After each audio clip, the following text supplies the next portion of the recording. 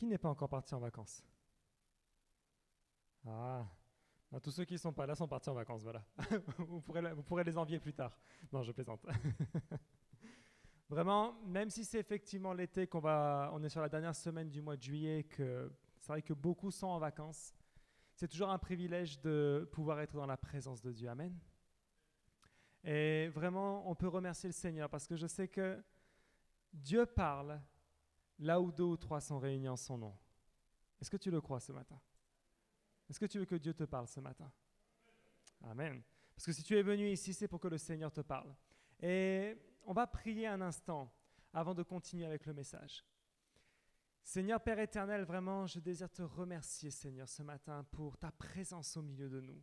Te prions encore, Père, que ta parole ce matin, Seigneur, puisse être semée dans les profondeurs de notre cœur, Seigneur, afin que celle-ci porte du fruit éternel et qu'elle en porte au centuple, Seigneur.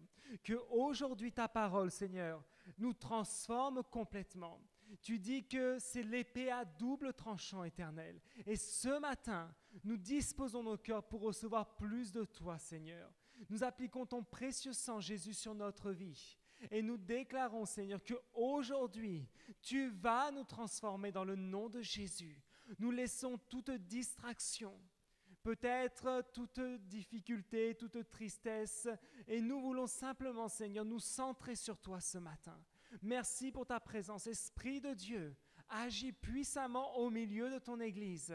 C'est dans le nom de Jésus que nous avons prié. Amen. Et Amen. Bon, vous êtes en forme ce matin? Gloire à Dieu. Comme je vous ai dit, si tu n'es pas parti encore en vacances, tu pourras dire à ton voisin, bientôt c'est ton tour.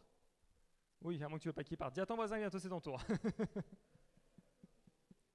À moins que tu es tellement pas content qu'il parte en vacances que tu ne veux pas que ce soit son tour, mais le tien d'abord. Donc tu diras à ton voisin, c'est le mien d'abord. Non, je plaisante.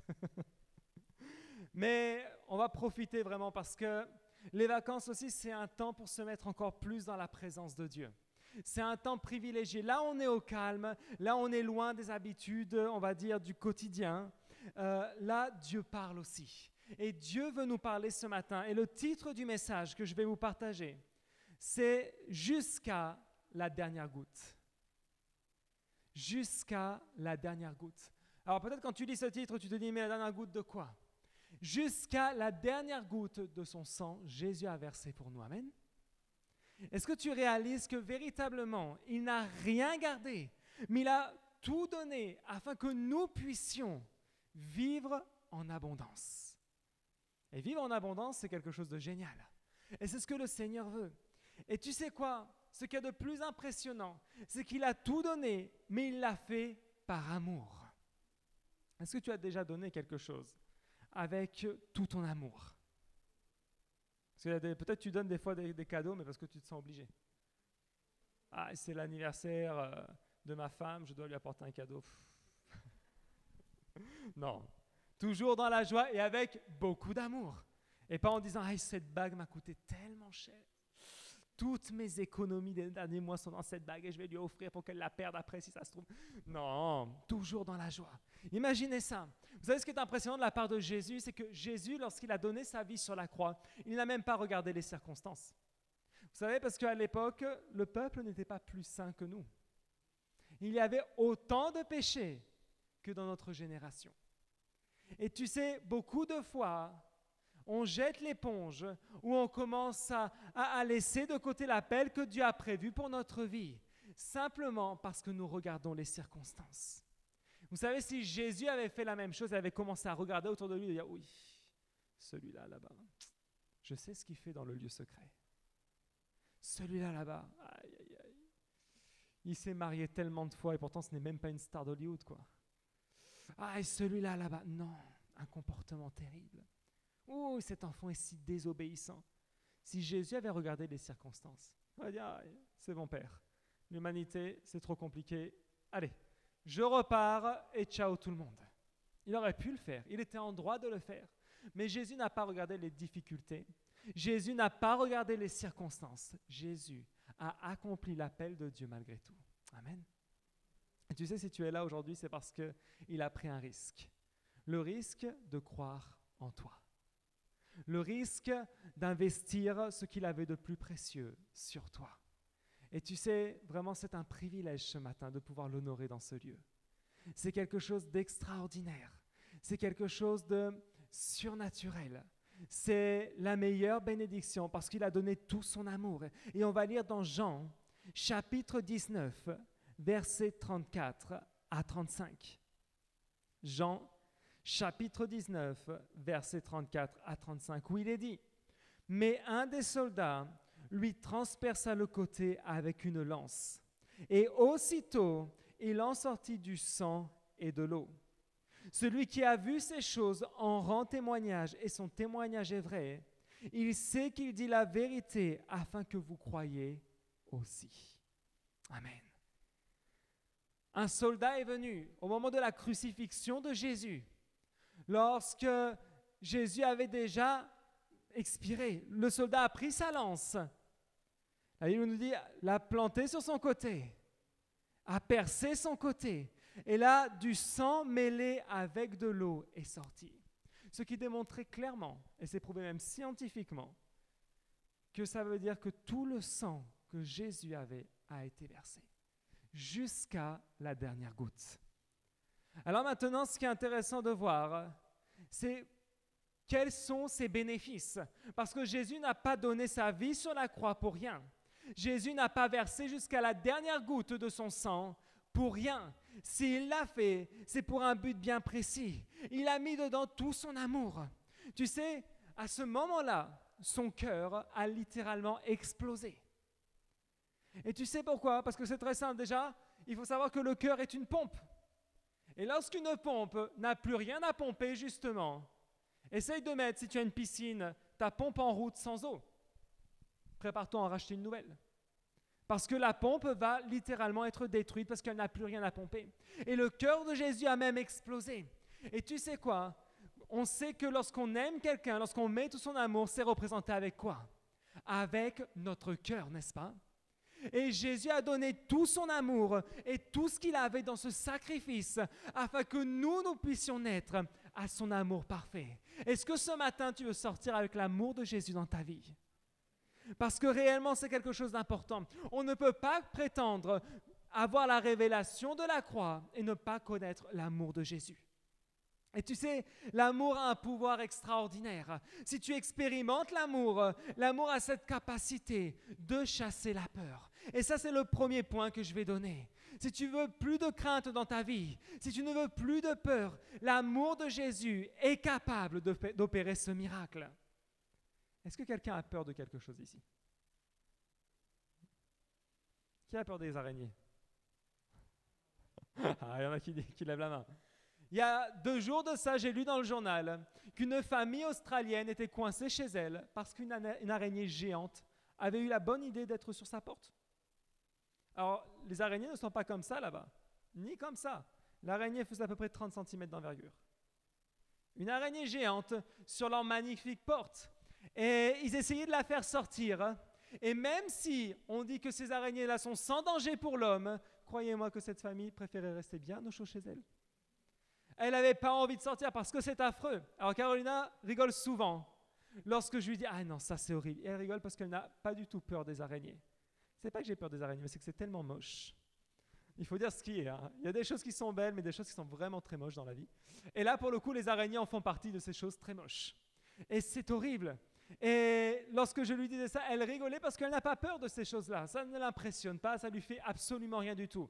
Mais moi et les araignées, je trouve ça tellement moche qu'effectivement, lorsque j'en vois une, j'ai qu'une envie, c'est de l'écraser. Bon, c'est dommage pour elle. Mais tu sais quoi? Parfois, tu peux avoir des peurs dans ta vie qui t'empêchent complètement d'avancer. La peur est un frein terrible. La peur est quelque chose qui en plus te fait que même toi, tu te crées des films. Souvent, moi j'aime beaucoup aller dans les parcs d'attractions. Qui aime aller dans les parcs d'attractions? Ah. Bon, qui aime monter dans les manèges après? Parce que ça, c'est autre chose. Il y en a qui aiment bien y aller, mais d'autres qui aiment rester en bas et regarder les autres crier. Mais quand je vais dans un parc d'attractions, j'aime profiter de tout. Et parfois, quand tu vas avec certaines personnes qui ont peur, elles s'imaginent des trucs incroyables. Non, si je monte dans ce manège, mon cœur va sortir par ma bouche.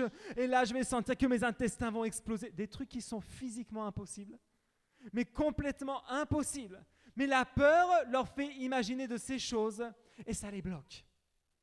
Ça les paralyse devant quelque chose qui est en réalité amusant. En réalité, c'est pour passer un bon moment, mais la peur les empêche de profiter de ces choses-là. Alors maintenant, ça marche la même chose avec le Seigneur. Combien de fois on a peur de faire des pas de foi? Combien de fois, lorsque le Seigneur nous dit « lance-toi à faire telle ou telle chose », aïe Seigneur, ça fait peur. Aïe, non mais si ça ne marche pas. Ah non, mais si ça ne se déroule pas comme je l'ai prévu. Ah, mais si les gens disent de moi. Ah, mais si les autres me regardent. Ah, mais si... Non, ça me fait trop peur. Et du coup, on ne fait jamais rien. On ne fait jamais rien. Même quand tu veux te lancer à un achat important. Aïe, ça me fait peur d'acheter une voiture neuve. Aïe, ça me fait peur de me lancer à quelque chose comme ça. C'est pas pour moi, ces choses-là. Tu sais, en tant qu'enfant de Dieu, tout est pour toi. Tout. Jésus a tout donné pour toi. Et son amour chasse la crainte, annule la peur. Et on va le lire dans 1 Jean, chapitre 4, verset 18. 1 Jean, chapitre 4, verset 18, où il est dit « Il n'y a pas de peur dans l'amour. Au contraire, l'amour parfait chasse la peur, car la peur implique une punition. Celui qui éprouve de la peur n'est pas parfait dans l'amour. » La peur implique une punition. La peur implique une punition. Et ça, c'est quelque chose de très vrai. La peur implique la punition. Personne a peur en pensant à des bonnes choses. Lorsqu'on a peur, on pense toujours au négatif. Parce que sinon, tu n'as pas peur, ou alors c'est très bizarre. Mais je ne pense pas que tu sois comme ça. Mais lorsque tu as peur, lorsque tu n'oses pas avancer, c'est parce que tu imagines constamment que si tu le fais, quelque chose de mauvais va t'arriver. Alors déjà, la chose que tu dois savoir, c'est que lorsque tu fais un service pour le Seigneur, pourquoi tu veux que quelque chose de mauvais t'arrive? Lorsque tu t'engages avec Dieu à 100%, pourquoi c'est en pensant à des choses négatives? Ah, les gens ne m'écouteront pas. Ah, je ne sais pas comment parler. Moi, à la Bible, je ne connais même pas un seul verset. Alors déjà, si tu vas au culte les dimanches, tu te rappelleras des versets, ça va t'aider. Mais combien de fois on s'imagine, oh, et si lui me pose la question? Et si lui me dit ça, comment je vais répondre à ça? Tu te fais un film, alors que la personne en face de toi n'a même pas pensé à tous ces trucs-là. Et à la limite, n'en a rien à faire. Mais la peur commence à engendrer une punition dans notre pensée. Et l'ennemi, il est content. L'ennemi se dit, ah, tu penses à la punition? Eh bien, effectivement, c'est la punition qui va t'arriver. Parce que l'ennemi, lorsqu'il entend les pensées qui sortent négatives à ce point, il se dit, aïe, je vais activer le monde spirituel démoniaque en faveur de ces pensées-là, afin que ce qu'il a imaginé lui arrive. Comme ça, après, il sera convaincu que ses peurs sont fondées. Alors que la parole de Dieu te dit une chose. Ce qui dit la vérité de la vérité te dit qu'il n'y a pas de peur dans l'amour. Il n'y a pas de peur et l'amour parfait chasse la peur. Jésus, la Bible dit que Dieu a tant aimé le monde qu'il a donné son Fils. Il l'a tellement aimé qu'il a donné ce qu'il avait de plus précieux. Alors peut-être dans ta façon de penser, tu te dis « Ah, mais c'est trop simple !» Eh bien, tant mieux. Pour une fois qu'il y a quelque chose de simple dans la vie, saisis-le. Ce n'est pas compliqué. Suivre le Seigneur, ce n'est pas quelque chose de scientifiquement difficile. Ce n'est pas quelque chose qui demande une intelligence surnaturelle. C'est quelque chose qui demande de l'innocence surtout. C'est quelque chose qui te demande de croire simplement et de faire confiance en son amour parce qu'il a donné sa vie pour toi et de dire Seigneur, tu connais ma vie, tu connais mes péchés, tu connais aussi mes qualités, tu connais mes faiblesses ainsi que mes forces, mais aujourd'hui, je te donne tout. Parce que sur la croix, tu as absolument tout accompli et tu m'as racheté de la tête jusqu'aux pieds. Amen. Est-ce que ce matin, tu peux saisir l'amour du Seigneur vraiment et te dire arrête de te sentir sans arrêt jugé et critiqué. Les êtres humains peuvent juger. Les hommes font ça. Les gens jugent, les gens critiquent. Les gens aiment bien te faire un beau sourire devant et après appeler la voisine. Ah, mais tu as vu celui-là? Non, mais il a une attitude, mais il est tellement bête. Quand on lui parle, il est à côté de la plaque. Oh, aïe, aïe, aïe. Et les gens critiquent. Et les gens critiquent. Et tu sais ce qui est le plus marrant? C'est que quand tu fais partie de ces gens qui écoutent la critique, dis-toi une chose, la personne qui critique avec toi va aussi te critiquer avec une autre personne. C'est comme ça. Tu n'es pas à l'abri des critiques. Mais Jésus ne t'a pas critiqué. Jésus ne t'a pas regardé comme une personne mauvaise. Jésus a donné sa vie pour que toi, tu puisses vivre la tienne aujourd'hui. Amen. Que tu puisses vivre ta vie dans la bénédiction. Alors arrête d'avoir peur, parce que la peur crée des liens. La peur crée des liens. Et la peur t'empêche aussi de connaître l'amour véritable. Tu sais, lorsque un couple va se marier, ou est déjà marié, ou est juste fiancé, peu importe dans quel état il est de toute façon, la jalousie ne fait pas partie de l'amour parfait. Les espionnages de téléphones portables ne font pas partie de l'amour parfait. Les espionnages d'email ne font pas partie de l'amour parfait. Parce que l'amour parfait bannit la peur. Et la jalousie, c'est quoi? C'est la manifestation, premièrement, d'un manque de confiance en soi, mais aussi un problème avec la peur. Parce que toujours la peur que l'autre aille chercher ailleurs. Non. Tu sais, si tu veux être garanti de fidélité dans un couple, la chose la plus simple qu'il y a à faire, prends quelqu'un qui partage ta foi et qui porte du bon fruit. Amen. Tu verras que s'il est fidèle avec Dieu, il sera fidèle avec toi. Parce que le plus important, c'est qu'il soit fidèle avec Dieu. Quelqu'un qui a appris à être fidèle avec Dieu, il n'y a aucun souci. Tu peux mettre toute ta confiance parce qu'il aura connu l'amour parfait. Quand tu connais l'amour parfait, tu en es rempli. Quand tu connais l'amour parfait, tu cesses de suspecter tout le monde. Au moindre mot, au moindre SMS qui possiblement peut être mal interprété. Parfois, je déteste les SMS lorsqu'il faut régler une situation. Ah, je déteste ça. Je préfère, grâce à WhatsApp, un bon message vocal parce que la personne va entendre le ton de ta voix et va entendre tes explications. Parce que parfois, quand il y a une petite divergence d'opinion et l'autre te dit, juste par un message, bon, laisse tomber.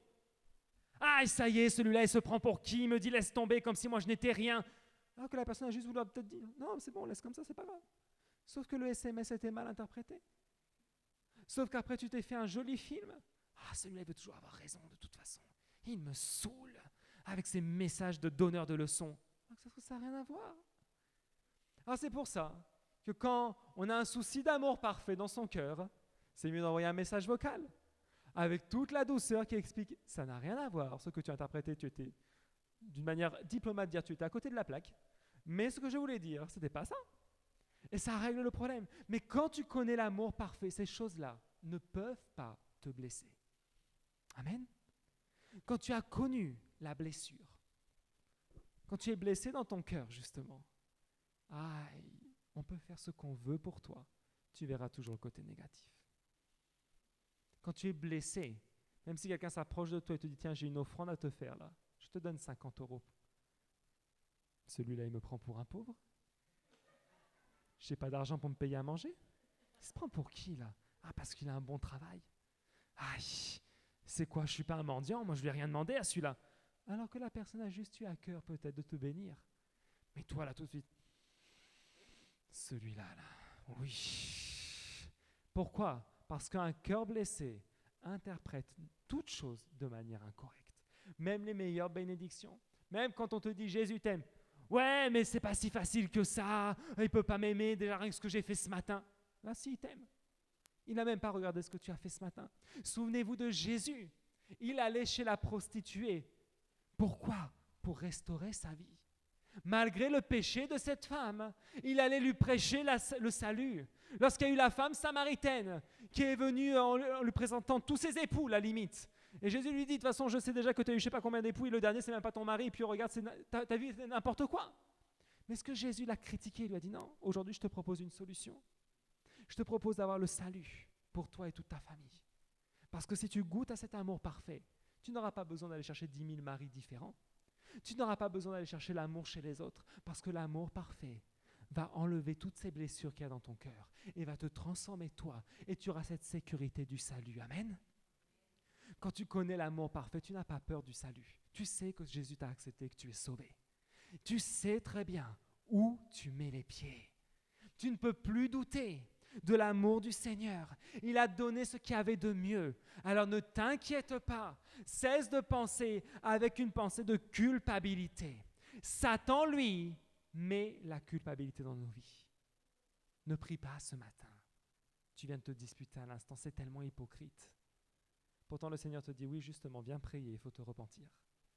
Viens prier et plier les genoux, ça te fera du bien. Viens demander pardon et tu verras, tout va s'arranger. C'est ce que le Seigneur te dit.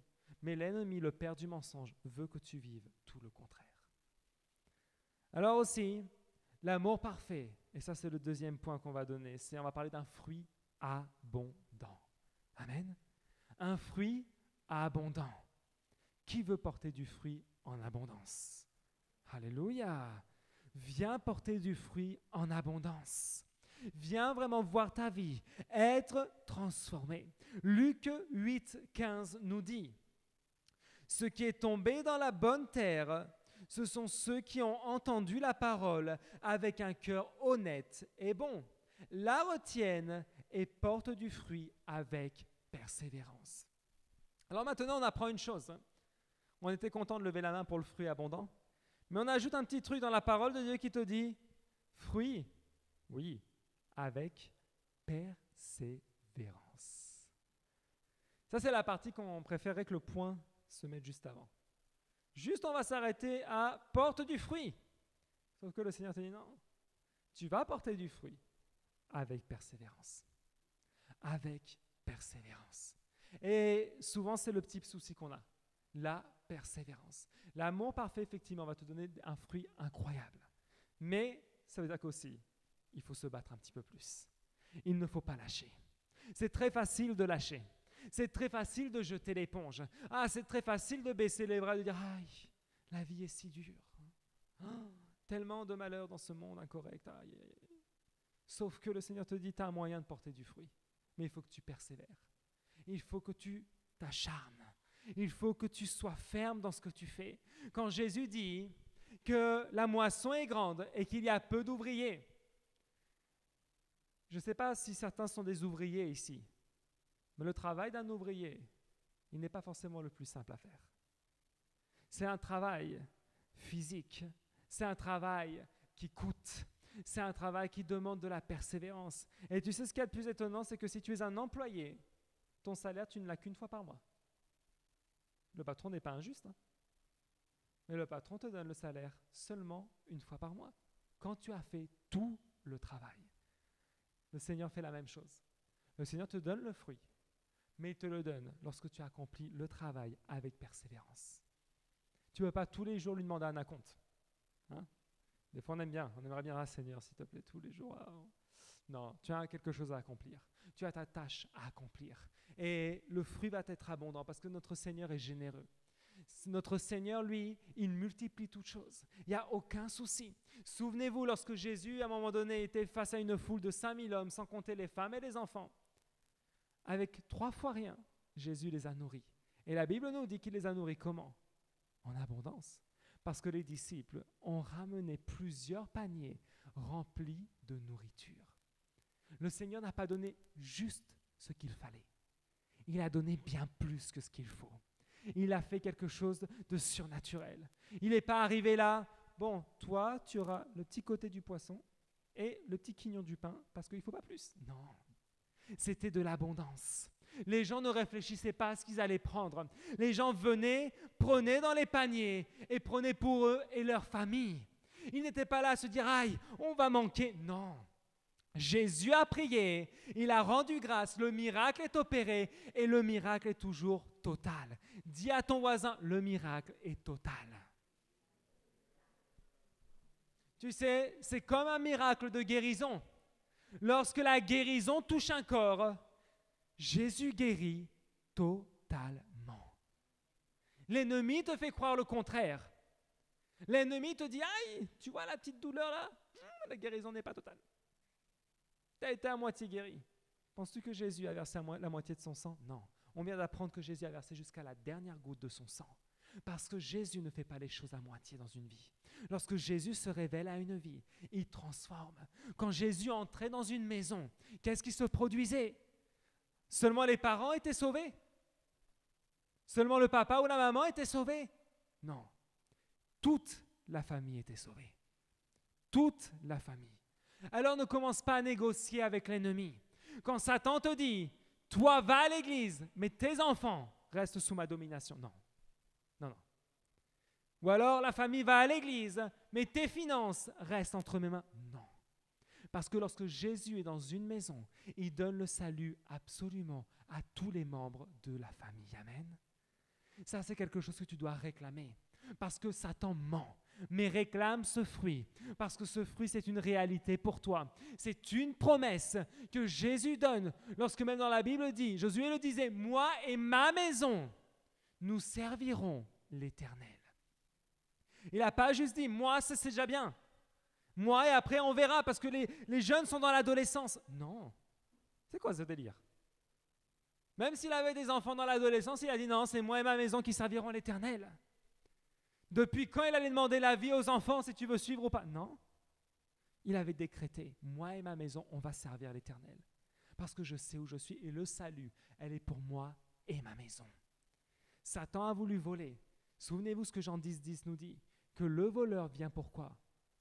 Pour voler, égorger et détruire. Mais Jésus, il est venu pour donner la vie et la donner en abondance. Ça, c'est ce que Jésus donne. Le voleur vole quoi? Il vole ce que tu as de précieux. Un voleur, lorsqu'il rentre quelque part, par effraction après avoir galéré à entrer, n'imagine pas qu'il va te voler juste ce qu'il y a dans le frigo. Hein. Il n'en a rien à faire. Il prend les choses de valeur. Il prend les choses qui sont importantes. Il cherche ce qui va lui rapporter un max. Satan est un voleur et il cherche à taper là où ça fait mal. Mais quand Jésus est là et veille sur ta maison, c'est le meilleur système d'alarme. C'est la meilleure protection que tu puisses avoir parce que c'est pour toi et ta maison. Amen. Alors du fruit abondant. Ce qui peut t'empêcher de porter du fruit, ce sont les blessures. On revient aux mêmes choses. Et la Bible nous dit dans Proverbe 4, 23, il est dit, garde ton cœur plus que toute autre chose, car de lui jaillissent les sources de la vie. Garde ton cœur plus que toute autre chose. Oui, ton cœur est précieux. Jésus, même son cœur a explosé, il l'a donné afin que ton cœur à toi soit protégé. Tu sais, beaucoup avancent dans la vie avec énormément de blessures. Parfois, on ne s'en rend même pas compte. On marche avec des blessures, mais limite, on les ignore. Mais tu sais, tu as certaines réactions aujourd'hui en tant qu'adulte qui sont le résultat de blessures du passé. Quand tu n'arrives pas à faire confiance, c'est parce que quelqu'un t'a trahi. C'est aussi simple que ça. Si tu n'arrives pas à donner ta confiance à une personne, c'est que dans ton passé, quelqu'un t'a trahi. C'est logique. C'est normal. Si tu n'arrives pas peut-être à avoir une relation sentimentale solide, fouille dans ton cœur ce qui se passe. Parce que très souvent, c'est à cause de blessures du passé, où on a vu des exemples incorrects, où on a peur de s'engager. Ah, et moi, me marier, c'est pas trop mon truc. Non, et puis on sort l'excuse, le mariage, ça coûte cher. Ah non, tu te rends compte de toutes ces dépenses. Je ne sais pas si vous avez vu cette pub où il y a un couple qui veut se marier, la femme dit c'est quand qu'on se marie, le mari a dit dès qu'on accepte mon crédit, on lui a accepté tout de suite et il a dû se marier. Ah, le mariage, ça coûte cher. Non, moi, j'ai pas besoin de m'engager pour aimer. L'engagement est une preuve d'amour, c'est évident. Mais on invente des excuses. Non, moi, j'ai pas besoin de m'engager pour aimer. C'est bizarre quand même. Tu dis à la personne que tu l'aimes, mais au cas où, tu peux changer de temps en temps comme ça. Des fois, je peux ne pas t'aimer, des fois, oui, ça dépend de mon humeur. Non, ça demande de l'engagement. Et notre vie est faite d'engagement. Le Seigneur, lui, s'est engagé envers nous. Le Seigneur a tout donné pour nous.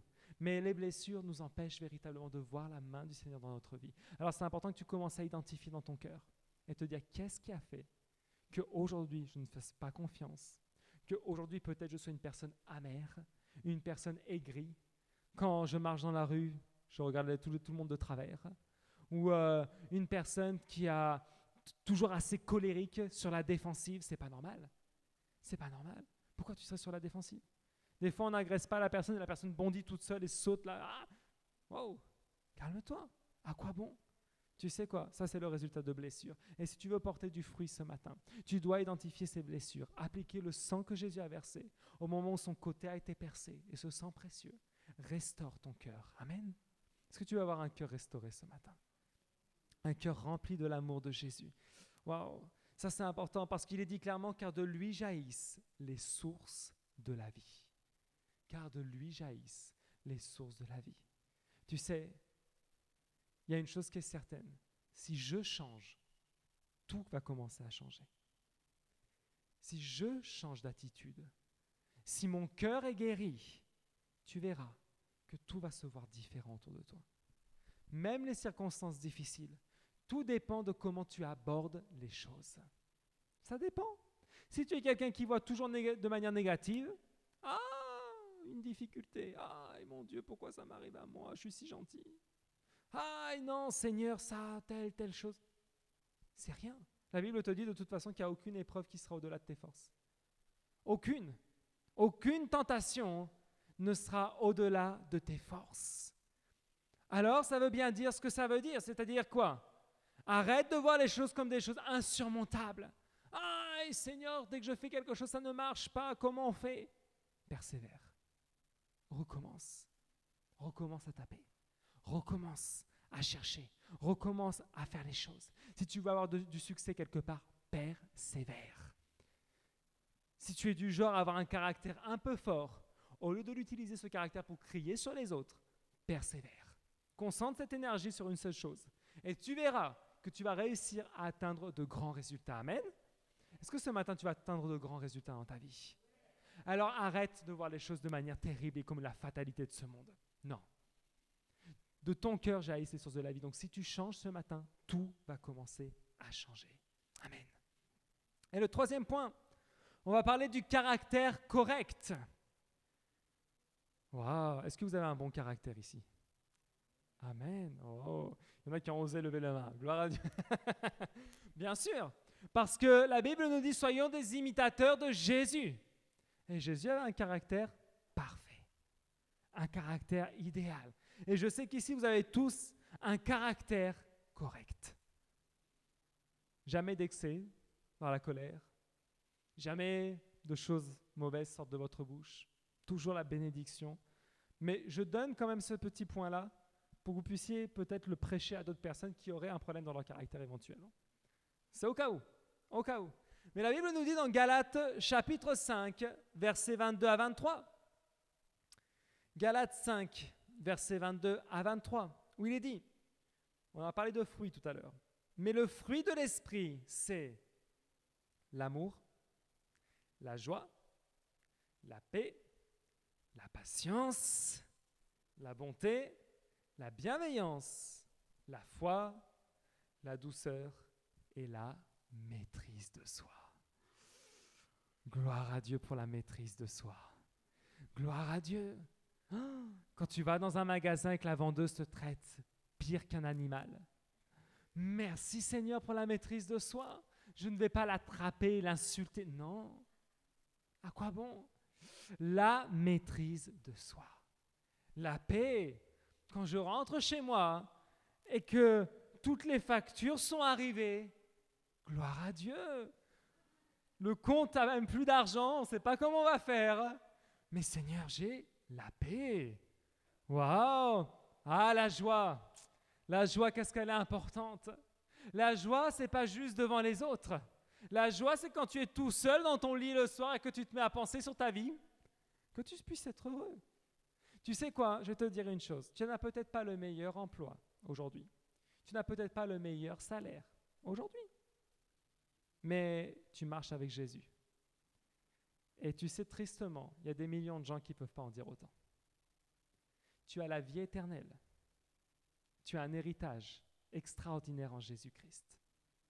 Et très peu de gens encore pour l'instant ne peuvent pas en dire autant. Parce que tu sais, un bon travail, c'est bien, c'est vrai, c'est sympa. Une belle carrière, waouh. Sauf que toute chose a un début et toute chose a une fin dans ce monde. Et la fin d'une belle carrière peut arriver plus vite qu'on ne le croit. Tristement. Mais quand tu n'as plus de carrière et que tu n'as pas de Jésus, après on s'étonne de voir des gens se suicider, des gens tomber dans la dépression, des gens perdre tout et tomber dans de maladies graves. Mais quand tu as la paix, quand tu as la joie, quand tu as les fruits de l'esprit, la maîtrise de soi, lorsque le chef te parle mal, et que tu sentais que ta main se fermait et que ça risquait de partir là, la maîtrise de soi, gloire à Dieu, un fruit de l'esprit, la douceur. C'est pour ça que je dis que vous avez le caractère correct ce matin, parce que la douceur, je sens que ça fait partie de vos... C'est dans vos entrailles, c'est dans votre ADN. La douceur, parlez aux gens avec douceur. Tu sais, à ces personnes-là qui te disent « Rendez-vous à 14h, oui, je serai à 14h » et qu'à 16h30, ils ne sont toujours pas arrivés. Et que quand ils arrivent comme des petits anges, « Ah, ça y est, je suis là !» Comme s'ils voulaient des applaudissements, tu sais. Enfin bon, la douceur, on va répondre avec douceur. On va enseigner avec douceur. La foi. Ah, Seigneur, ce matin, il y a tellement de gens en vacances que je ne sais même pas où ils sont et qu'est-ce qui se passe. Quand Dieu est dans l'histoire, il n'y a pas de souci. Ayons la foi. C'est rien tout ça. Gloire à Dieu. Moi, je me réjouis quand je vois des gens qui sont en vacances et que Dieu les a prospérés pour leur permettre de partir. Amen. Merci Seigneur d'avoir une église prospère. Merci Seigneur pour tout ce que tu nous donnes. La bonté, la bienveillance. Waouh, ça c'est des choses extraordinaires. Mais le premier fruit dans tout ça, ça reste l'amour. Et sans l'amour, tu n'as rien. Sans amour, tu n'auras pas de joie, parce que tu ne peux pas être heureux en détestant tout le monde. Tu n'auras pas la paix, parce que tu n'aimes personne, du coup, il n'y a pas d'amour. La patience, tu n'en as pas non plus, parce que tu ne supportes personne, tu n'aimes personne. Forcément, tout le reste s'écroule en fait. La bonté, la bienveillance, n'a plus rien. Si on ne commence pas par le premier fruit, l'amour. L'amour. Et Jésus, c'est ce qu'il a fait, il a démontré son amour. Alors que ce matin, tu puisses saisir l'amour du Seigneur. Que ce matin, tu puisses te dire, bon, récemment, il y a certains fruits que j'ai mangés. Et je les ai bien digérés parce qu'ils n'y sont plus. Mais que tu puisses aujourd'hui te dire, Seigneur, je veux reprendre les fruits de ton esprit. Je veux connaître l'amour véritable. Je veux changer. Je veux changer. Parce que tout ce qu'on sème, on finit par le récolter en réalité. Je te le dis. Si tu ne sèmes pas de la douceur, ne t'attends pas que les gens finissent par te répondre avec douceur. Mais par contre, si tu apprends à semer ce genre de choses, et surtout un aussi qui est très important, je vais le mettre même en numéro 2, je pense que c'est la patience. La patience. Souvenez-vous, le temps de Dieu n'est pas le temps de l'homme. Pour Dieu, un jour est comme 1000 ans et 1000 ans est comme un jour. Aucun souci. Et des fois, tu as l'impression que ça fait des années que tu galères. Ça fait des années, j'arrive pas. Ça fait des années que je suis dans les mêmes problèmes. Tu sais quoi? Patience. Tranquille. Tout est sous contrôle. Tout est entre les mains du Seigneur. Il a donné sa vie. Et même ça, tu sais, lorsque l'homme et la femme ont été créés, et lorsque le péché est entré à cause d'une erreur, à cause de la désobéissance, Dieu tout de suite avait prévu un plan B. Tout de suite, il avait Jésus. Pourtant, depuis Adam et Ève jusqu'à Jésus, il y a quelques années qui se sont passées quand même, quelques millénaires même. Pourtant, même quelques milliers d'années après, Jésus a racheté l'humanité. Amen. Alors que tu puisses te dire ce matin, peu importe qu'est-ce qui t'est arrivé ces derniers temps, peu importe quelles ont été tes dernières années, le sang de Jésus, aujourd'hui, recouvre tout ça. Aujourd'hui, c'est l'opportunité que le Seigneur nous donne de recommencer quelque chose avec lui.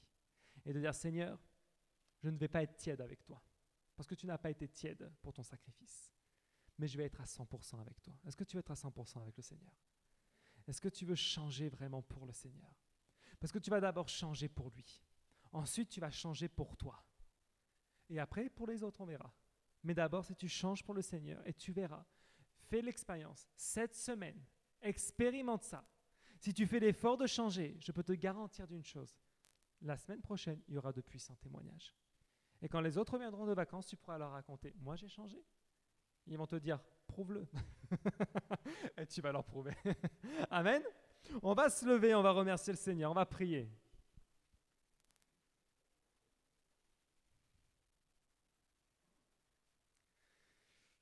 Vraiment, Seigneur, encore Père éternel, ce matin, je veux te remercier, Dieu Tout-Puissant. Te remercier déjà pour ton amour au milieu de nous. Te remercier, Seigneur, parce que je sais que ce message a parlé à nos cœurs aujourd'hui, Seigneur. Et aujourd'hui, j'aimerais qu'en tant qu'Église, on puisse se mettre devant le Seigneur, qu'on puisse avoir un instant de prière, pendant lequel on va élever nos voix vers le Père, qu'on va vraiment se mettre devant lui. Parce que dans ce message, on a appris que Jésus a versé jusqu'à la dernière goutte de son sang, que son cœur même a explosé sous l'intensité de la douleur. Jusqu'au bout, il est allé pour nous.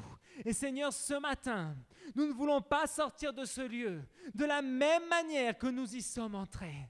Seigneur, vraiment, nous venons te rendre gloire. Nous venons prier et chercher ta présence. Élève ta voix ce matin là où tu es. Commence à chercher sa présence. Commence à chercher véritablement que le Seigneur touche ta vie ce matin. Touche ta vie aujourd'hui. Mets-toi devant lui ce matin. Seigneur, vraiment, nous voulons te prier aujourd'hui. Nous voulons vraiment, Seigneur, nous mettre devant toi. Un instant. Et que tu puisses, là où tu es, commencer à lui ouvrir ton cœur. À lui ouvrir ton cœur. Parce que tu sais, je suis sûr d'une chose. C'est que ce matin, comme tu es venu, il y a sûrement des blessures de ton passé, des blessures pour lesquelles ont été causées à cause de la trahison, à cause peut-être de douleurs même physiques, à cause peut-être de décrets négatifs sur ta vie. Peut-être tu te sens jamais à la hauteur. Et ce matin, tu es vraiment devant le Seigneur. Et j'aimerais que tu puisses visualiser la croix un instant. C'est un moment extrêmement important, ne perds pas ce moment. Et là où tu es, tu vas visualiser la croix. Est-ce que tu vois Jésus défiguré? Jésus avec sa couronne d'épines, dénudé, meurtri. Et ce qu'il te dit simplement ce matin, c'est que j'ai fait tout ça pour toi. Que tu puisses un instant dans cette prière lui ouvrir ton cœur et lui dire ce que tu ressens. Tu sais, peut-être cette douleur qui te retenait prisonnière, cette douleur qui t'empêchait d'atteindre un nouveau niveau avec lui. Et j'aimerais, si tu le désires ce matin, on va faire quelque chose. Si tu es venu avec des blessures, si tu sens vraiment que ton cœur est encore blessé à cause du passé, on va s'avancer sur le devant. Viens sur le devant, on va prier ensemble, de manière spécifique. Sens-toi libre ce matin. Ne repars pas avec tes blessures, ça serait trop dommage. Parce que le sang que Jésus a versé, lorsque son côté a été percé, ce sang précieux est là pour te guérir de toute blessure. Peut-être des blessures causées par ta propre famille. Tu sais, de manière générale, ce sont les gens proches qui nous ont le plus blessés. Ce sont des gens qui font partie de notre entourage, qui nous ont fait le plus de mal. Mais que ce matin, on puisse s'avancer. Avance-toi tel que tu es. Viens sur le devant, n'aie pas honte. Si tu veux que vraiment le sang de Jésus ce matin coule sur ta vie et que toute blessure s'en aille de ta vie ce matin, c'est le temps de commencer quelque chose de nouveau. Ne continue pas avec les mêmes blessures. Parce que tristement, tu continueras à mal interpréter les bonnes intentions. Tu continueras à te sentir vexé lorsque quelque chose ou quelqu'un te dira non. Ce n'est pas comme ça qu'on fait. Ce n'est pas comme ça qu'on doit être Alors que la correction ne fait jamais partie en réalité pour faire du mal. La correction, c'est pour édifier. La correction est là pour démontrer l'amour. Et parfois, lorsqu'on te corrige, la seule chose, tu réponds avec 2 pierres dans la main. Ce sont des blessures. Parce que peut-être avant, on t'a humilié. Si on a encore qui veulent s'avancer, viens sur le devant. Sens-toi libre. Sens-toi libre aujourd'hui. Alléluia. Oh, oh, alléluia. Et je vais descendre prier pour chacun. Avec nos yeux fermés, tout simplement profiter de ces moments. Et que tu puisses faire aujourd'hui comme un voyage dans ce passé douloureux. Parce que nous avons besoin que le Seigneur touche, que le Seigneur puisse aujourd'hui te restaurer. Pense à ces moments de douleur. Pense à ces moments difficiles, à ces paroles. Si on peut m'accompagner avec la musique. Pense à ce moment des paroles de rejet, de paroles de mépris. Et aujourd'hui, tout simplement lui dire, Jésus, guéris-moi. Fais-moi oublier et pardonner tout ce qu'un jour ont déversé des paroles négatives à mon sujet. Souviens-toi des moqueries desquelles tu as été victime. Souviens-toi de ces rejets que tu as sentis dans le sein de ta famille. Aujourd'hui, ce n'est pas le temps de garder une apparence. Ce n'est pas le temps de regarder ce qui se passe autour. C'est le temps de dire, Jésus, je suis blessé. Et je ne veux pas que cette blessure continue à me voler la bénédiction. Je ne veux pas que cette blessure continue à gâcher mes années.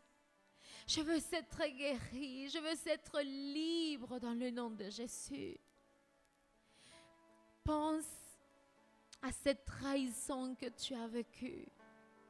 Combien tu as donné ta confiance, combien tu as voulu aider, combien tu as ouvert ton cœur et en échange, tout ce que l'on t'a donné, c'est du rejet. Tout ce que l'on t'a donné, c'est des jugements.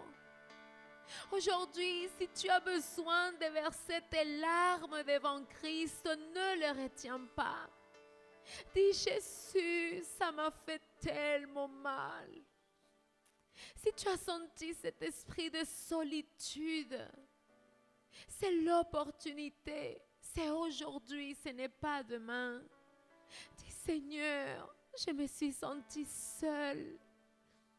J'ai senti que le poids du péché de ce monde était sur ma vie, m'écrasait. Seigneur, j'ai senti comment cet ami sur qui j'avais déposé ma confiance m'a poignardé dans le dos. Ça m'a fait mal, Seigneur. Même au niveau de tes sentiments, cette personne que tu pensais la personne correcte, cette personne que tu croyais la personne envoyée de Dieu pour ta vie et qui t'a fait un mauvais coup. Ce matin, dis, Seigneur, ça m'a fait mal, mais je veux que tu me guérisses définitivement. Parce que je veux porter du fruit en abondance, Seigneur. Dans chaque domaine, je veux voir la guérison. Dans chaque domaine, je veux m'en sortir une fois pour toutes, Jésus. Pense à ces paroles. Pense à ces attitudes que tes parents ont eues envers toi. Que tes frères et sœurs, je ne sais pas quelle est la blessure, mais Jésus, il la connaît.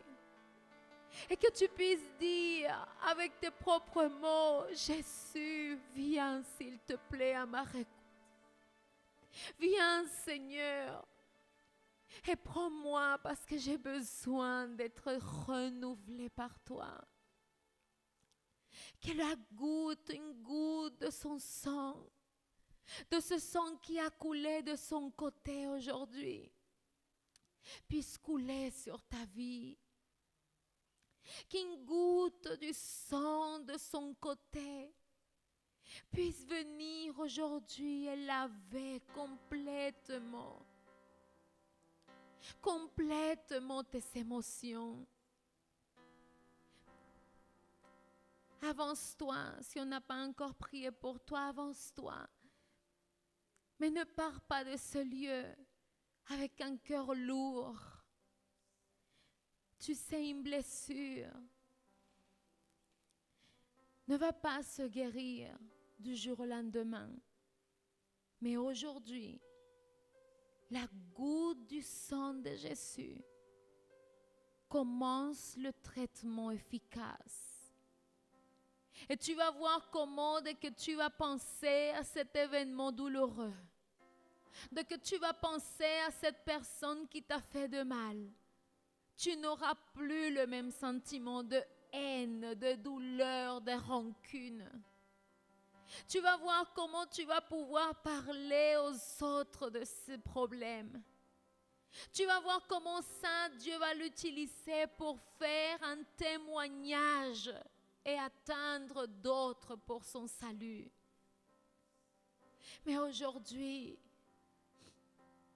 ne retiens pas. Ouvre ton cœur et montre ta faiblesse à Jésus. Tu ne la montres pas à un homme ce matin. Ce n'est pas à nous que tu viens nous exprimer quoi que ce soit. C'est à Jésus. Parce que lui, il a été trahi. Lui, il a été abandonné. Il a été frappé, blessé. Pour que toi et moi, nous ne portions pas le poids de cette douleur. Oh Seigneur, que toute chose qui nous a marqué négativement, ce matin, soit enterrée, soit loin de nous dans le nom de Jésus.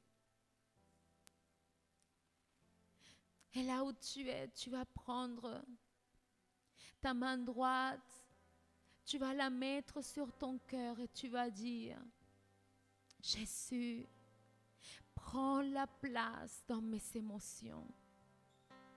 Jésus, prends la place dans mon cœur. Jésus, prends l'autorité pleine dans mes émotions, dans mon cœur. Que tout ce que j'ai vécu de difficile, de douloureux dans mon passé devienne ma force. Que tout ce que l'ennemi a voulu utiliser contre moi pour m'anéantir devienne mon plus grand témoignage.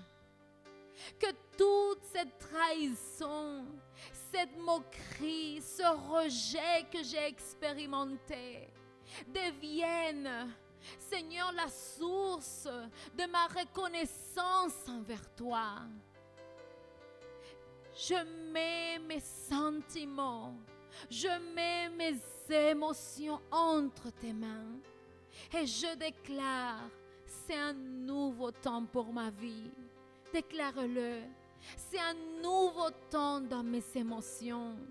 C'est un nouveau commencement dans mon cœur. Toute blessure, Seigneur, est annulée dans le nom de Jésus. Et tu vas te voir face à Jésus. Jésus cloué à la croix du calvaire. Et tu vas visualiser cette lance enterrée dans son côté. Et quand elle ressort, une goutte de ce sang te touche. Est-ce que tu peux visualiser cela? Son sang te touche.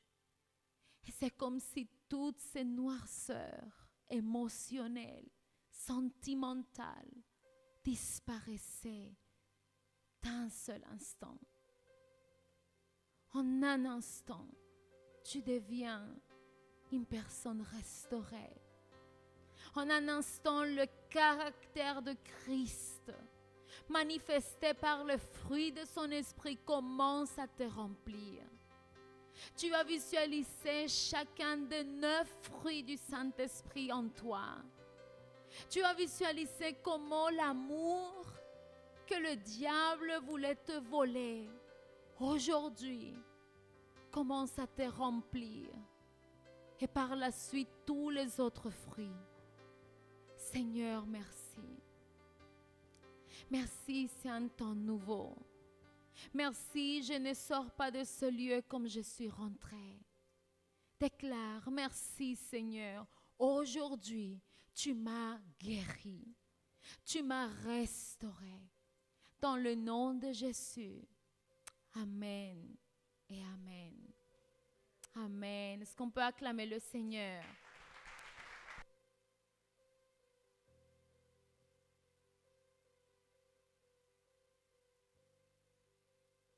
Amen. Vous pouvez vous